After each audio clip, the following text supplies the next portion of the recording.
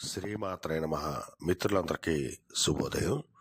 ఈరోజు శ్రీ శార్వారినామ సంవత్సర నిజ ఆశ్వేజ బహుళ చతుర్దశి శనివారం. ఈరోజు చతుర్దశి మధ్యాహ్నం 1:48 వరకు ఉంది. తదుపరి అమావాస్య. ఈరోజు స్వాతి నక్షత్రం. ఈరోజు మనం పరిశీలించినట్లయితే చతుర్దశి అంటే 14/5 బుధుడి అధిపతి, 1:48 తర్వాత వచ్చేటువంటి అమావాస్య అంటే 33 గురుడి అధిపతి, శనివారం శని అధిపతి, స్వాతి నక్షత్రం రాహు మహర్షిలో మొదలవుతుంది కాబట్టి రాహు అధిపతి. ఈ గ్రహాల కలయికను మనం పరిశీలించినట్లయితే బుధుడు, శని, గురుడు, రాహువు కలయిక. ఇక్కడ గురు రాహువుల కలయిక వచ్చింది. ఈ రెండింటి కలయిక ఎప్పుడు వచ్చినప్పటికీ కూడా దీని గురించి చండాలయోగంగా చెప్పడం జరుగుతుంది. అందువలన ఈరోజు సమాజంలో ఉన్నత వర్గాల్లో ఉన్న వాళ్ళకి కానీ, ఉన్నత కుటుంబాల్లో ఉన్న వాళ్ళకి కానీ, రాజకీయ నాయకులు కానీ కొన్ని వ్యతిరేకమైనటువంటి సంఘటనలు కలిగేటువంటి అవకాశం ఉంది.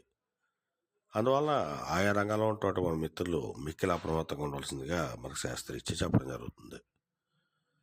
అలాగే బుద్ధుడికి సంబంధించిన రంగాలనగా పాండిత్యంచే ధనార్జించిన వాళ్ళకి అనగా పండితులు కానీ, లాయర్లు కానీ, లేఖర్లు కానీ, ఆడిటర్లు కానీ, విలేకరులు కానీ ఈరోజు మిక్కిలి శుభదాయకంగానూ లాభదాయకంగా ఉండే అవకాశం ఉంది.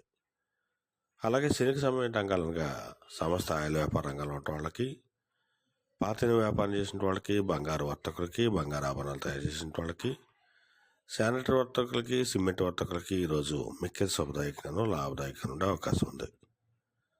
అలాగే ఈరోజు మనం సంఖ్యాశాస్త్రీత్యా పరిశీలించినట్టయితే ఈరోజు నవంబర్ 14 శనివారం, 14:05 బుధుడి అధిపతి, శనివారం శని అధిపతి.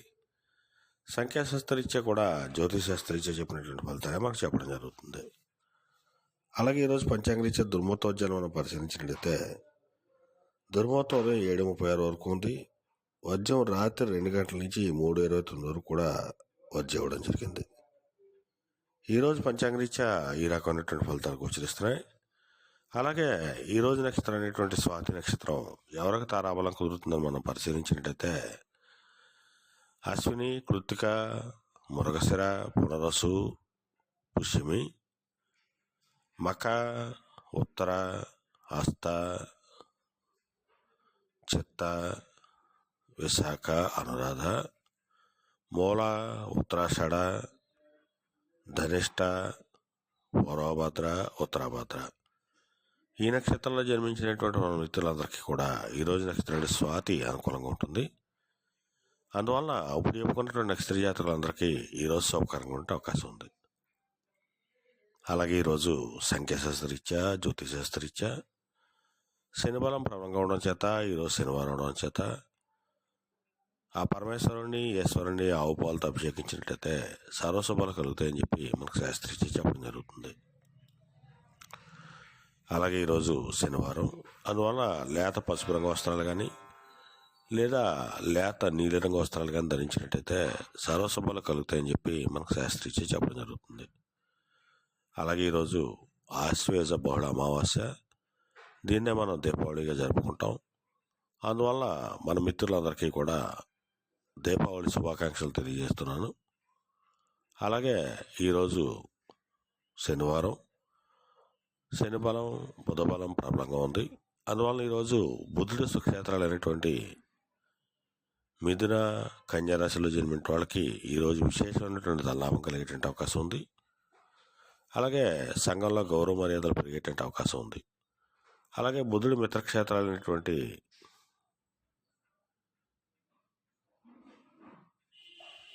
వృషభ, తులరాశిలో జన్మించిన వాళ్ళు కూడా ఈరోజు ధనాదాయం బాగానే ఉంటుంది.